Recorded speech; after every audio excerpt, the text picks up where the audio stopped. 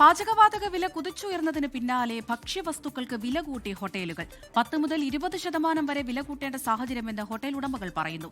Catering മേഖലയിലും പ്രതിസന്ധി രൂക്ഷമാവുകയാണ്.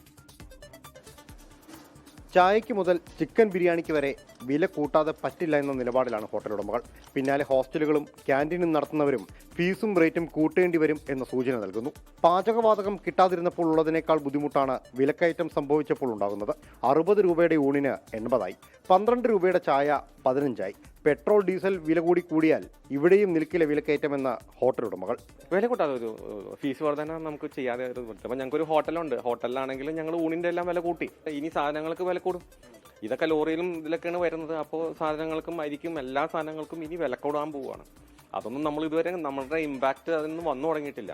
കൊച്ചിയേക്കാൾ ദുഷ്കരമാണ് വടക്ക് കിഴക്കൻ കേരളത്തിൽ. ട്രാൻസ്പോർട്ടേഷൻ ചാർജ് അടക്കം വരുമ്പോൾ മറ്റ് നഗരങ്ങളിൽ വിൽക്കയറ്റം പരിധി വിടും.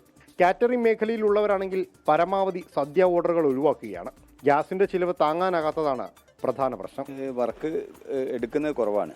വരുന്ന വർക്ക് തന്നെ നമ്മൾ ഈ വെജിറ്റബിൾ മീൽസ്, നമ്മൾ സദ്യ, ഇതൊന്നും ഇപ്പോൾ ഞങ്ങൾ എടുക്കുന്നില്ല. ഇതിന് ഗ്യാസ് നിർബന്ധമാണ്.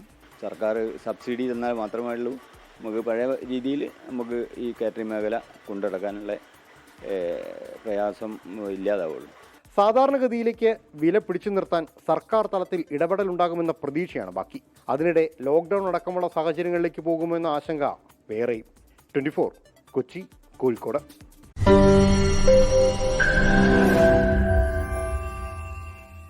ലോകത്തെവിടെയായാലും ഏത് സമയത്തും 24 വാർത്തകളും ഓഗ്മെന്റഡ് റിയാലിറ്റി പാക്കേജുകളും എക്സ്പ്ലെയിനറുകളും വിശദമായി കാണാൻ ഞങ്ങളുടെ യൂട്യൂബ് ചാനൽ നിങ്ങൾക്ക് സബ്സ്ക്രൈബ് ചെയ്യാം.